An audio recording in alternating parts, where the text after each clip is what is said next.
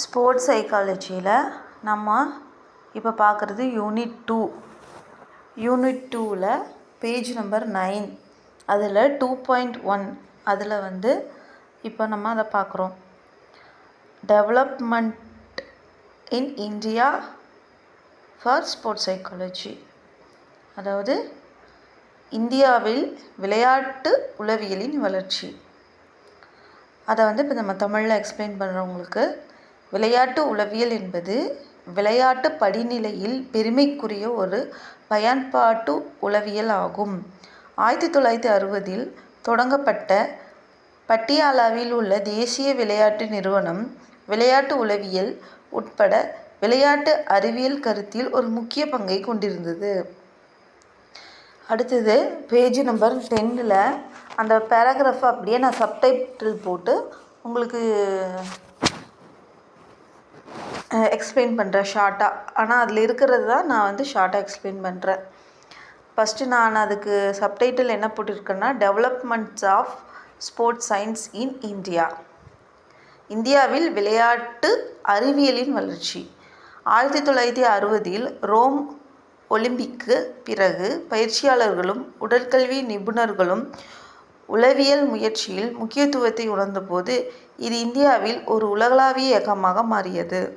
ரெண்டாவது subtitle importance of the mental process, மன செயல்முறைகளின் முக்கியத்துவம். தடகள சிறப்பிற்கு கண்டிஷனலில் புரிந்து கொள்வது மிக முக்கியத்துவம். அடுத்தது இந்தியாவின் விளையாட்டு ஆணையம். பெங்களூர், கொல்கத்தா, காந்திநகர் மற்றும் திருவனந்தபுரத்தில் மையங்கள் நிறுவப்பட்டுள்ளது.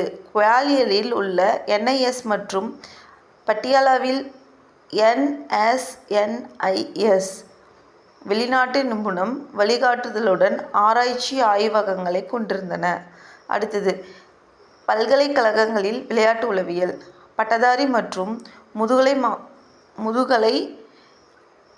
மட்டங்களில் அறிமுகப்படுத்தப்பட்ட NISஇல் விளையாட்டு அறிவியலின் பீடம் 1981லிருந்து 82இல் தொடங்கியது. விளையாட்டு மருத்துவம், உளவியல், உயிரியக்கவியல், உடலியல் மற்றும் இயக்கவியல் அறிவியல் ஆகியவற்றில் ஆராய்ச்சியில் கவனம் செலுத்துகிறது. குறிப்பிடத்தக்க நிறுவனங்கள்: பஞ்சாபி பல்கலைக்கழகம் பட்டியாலா முழுமையான விளையாட்டு அறிவியல் துறையை கொண்டுள்ளது.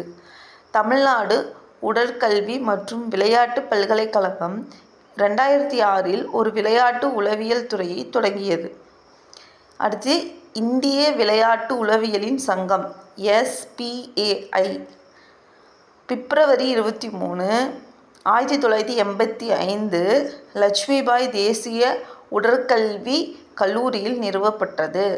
தொடர்பு கூட்டங்கள் மற்றும் தகவல் பரப்புதல் மூலம் உடற்பயிற்சி மற்றும் விளையாட்டு உளவியல் மேம்படுத்துவதை நோக்கமாக கொண்டுள்ளது.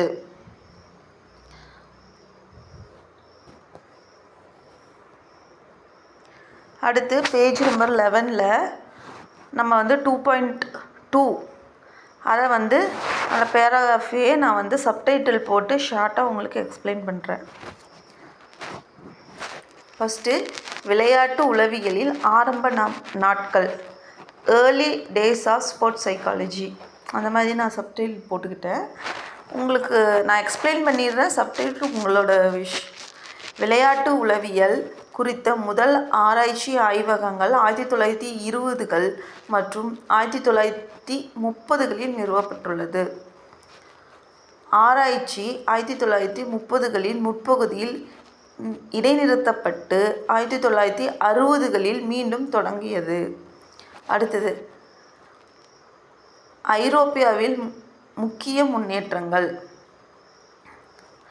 டாக்டர் கார்ல் ஸ்டைம் 1920களில் முற்பகுதியில் பெர்லினில் முதல் விளையாட்டு உளவியல் ஆய்வகத்தை நிறுவியிருந்தார். ராபர்ட் வெர்னர் பெர்லினில் உள்ள டச் ஆஷஸ் ஃப்ரே புத்தகங்களில் பணிபுரிந்தார். 1920இல் உடல் மற்றும் மன விளையாட்டில் என்ற பதிப்பை வெளியிட்டார். அப்புறம் அடுத்தது ரஷ்யாவில் சோதனைகள் 1925 தொடங்கியது.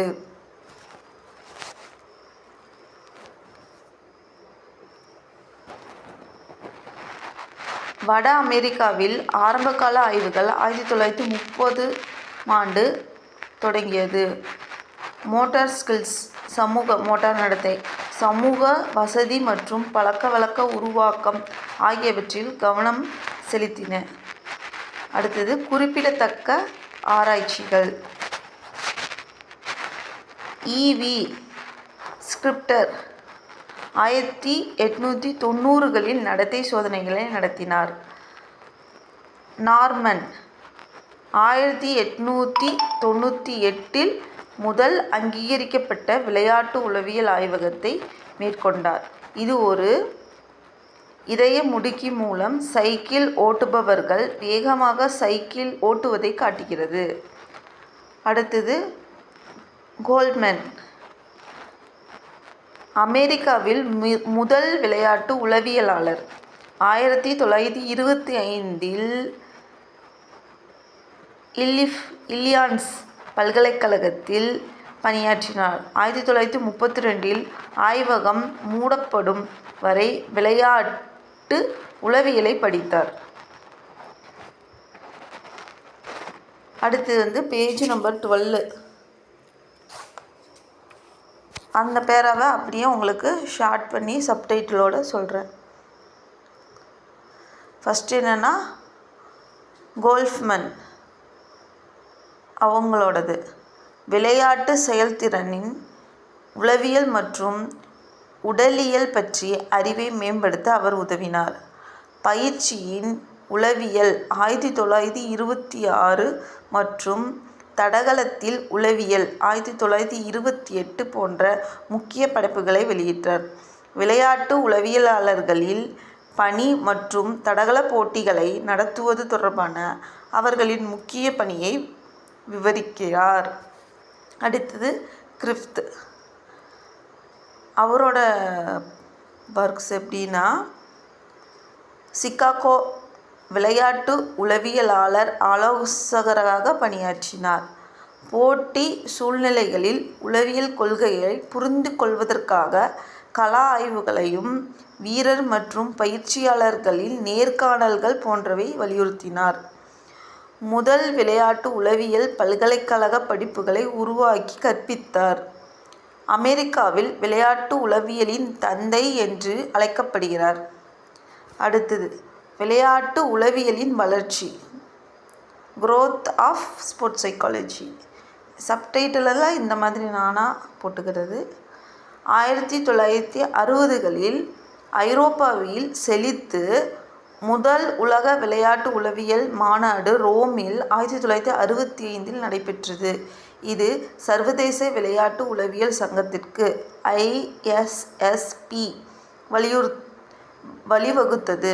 மூன்றாம் உலக விளையாட்டு உளவியல் மாநாடு 1973க்கு பிறகு ISSP முக்கியத்துவம் பெற்றது.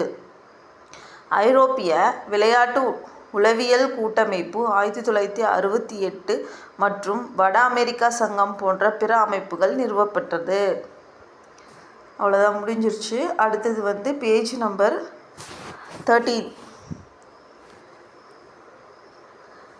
அதில் அந்த பேராவை அப்படியே ஷார்ட் பண்ணி நான் சொல்கிறேன். விளையாட்டு உளவியலில் உள்ள நிறுவனங்கள். வட அமெரிக்க விளையாட்டு மற்றும் உடல் செயல்பாடுகளில் உளவியலின் சங்கம் NASPSPA. கடின சைக்கோமோட்டார் கற்றல் மற்றும் விளையாட்டு உளவியலின் சங்கம் SCAPPS. பயன்பாட்டு விளையாட்டு உளவியல் சங்கம் AASP. அடுத்தது முக்கிய நிகழ்வுகள் மற்றும் மேம்பாடுகள். முதல் இதழ் தி ஜெர்னல் ஆஃப் ஸ்போர்ட்ஸ் சைக்காலஜி 1979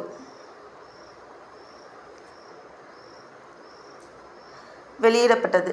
விளையாட்டு உளவியலில் தொழில்முறை சிக்கல்களில் கவனம் செலுத்துவதற்காக AASP 1985இல் நிறுவப்பட்டது. அடுத்து AASP பி ஒரு சான்றிதழ் திட்டத்தை CCAASP உருவாக்கியது. பின்னர் அதை 2018இல் சான்றளிக்கப்பட்ட மன செயல்திறன் ஆலோசகர் CMPCயால் புதுப்பிக்கப்பட்டது.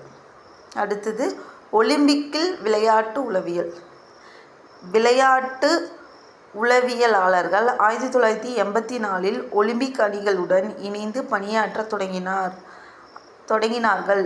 1996 கோடைக்கால ஒலிம்பிக்காக அமெரிக்கா அணியில் 20க்கும் மேற்பட்ட விளையாட்டு உளவியலாளர்கள் இருந்தனர். கரண்ட் ட்ரெண்ட் தற்போதைய போக்கு. விளையாட்டு உளவியலாளர்கள் விளையாட்டு வீரர்களுக்கான கோப மேலாண்மையை குறித்து அதிக அளவில் கவனம் செலுத்தி வருகிறார்கள். அடுத்தது பேஜ் நம்பர் 14ல்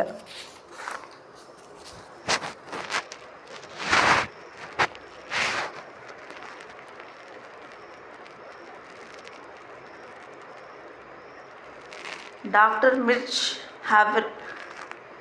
ஹாப்ஸ்ட்ரம் உருவாக்கிய ஒரு திட்டம் மீது குறிப்பிடப்படுகிறது.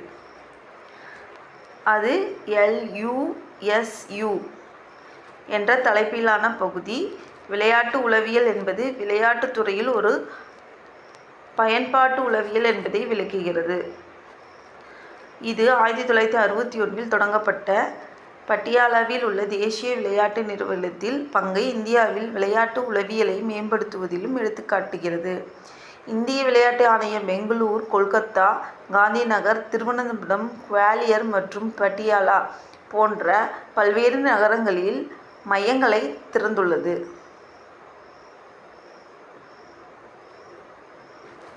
அவ்வளோதான், யூனிட் 2 ஓவர், முடிஞ்சிருச்சு.